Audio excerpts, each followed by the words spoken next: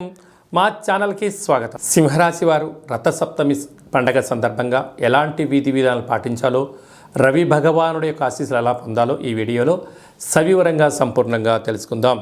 సింహరాశిలో ఏ ఏ నక్షత్రాలు వస్తాయనగా మఖా నక్షత్రంలోని 4 పాదాలు, పుబ్బా నక్షత్రంలోని 4 పాదాలు, ఉత్తరా నక్షత్రంలోని 1 పాదం కలిపితే సింహరాశి. చాలామందికి పుట్టినటువంటి కాల సమయంలో డేటా ఆఫ్ బర్త్లు లేనటువంటి కారణం వలన పేరు యొక్క మొదటి అక్షరాన్ని అనుసరిస్తూ ఆ రాశిని తెలుసుకునే ప్రయత్నం అవుతుంది. అవి ఏ అక్షరాలు ఒకసారి పరిశీలన చేద్దాం. మా, మీ, మో, మే, మో, టా, టీ, టు, టే అక్షరాల వారందరూ కూడా సింహరాశి జాతకులే. సింహరాశి యొక్క అధిపతి రవి. ఆ రవి మాఘమాస శుద్ధ సప్తమి సందర్భంగా మనకు రథసప్తమి అని చెప్తారు.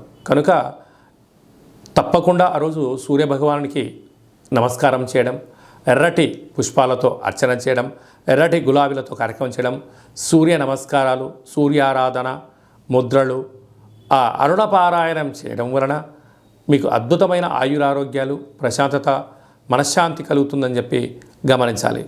ధనస్థానంలో కేతు సంచార స్థితి ఉండడం వలన ధన విషయంలో, సమయ విషయంలో, మాట్లాడే విషయంలో ఇది అంత సరైన సమయం కాదు. మౌనం, ధ్యానం, ప్రశాంతత, ఆచితూచి మాట్లాడడం ఒక నియమంగా ఏర్పాటు చేసుకోండి. మీకు చాలా మంచి కాలం ఉంటుంది.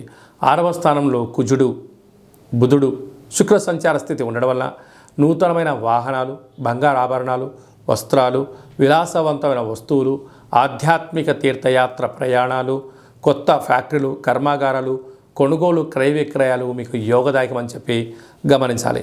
7వ స్థానంలో ఏడాది తర్వాత రవి భగవానుడు చేత శని భగవానుడు కలిసి ఉండడం వలన ప్రేమికుల మధ్య విభేదాలు, భార్యాభర్తల మధ్య ఆటంకాలు, కొన్ని చిన్న చిన్న విషయాలకు చెయ్యని తప్పులు కూడా మీరు నింద మోపే పరిస్థితి ఉంటుంది. కనుక మీరు ప్రతి మాట ఆచితూచి మాట్లాడడం యోగదాయకం.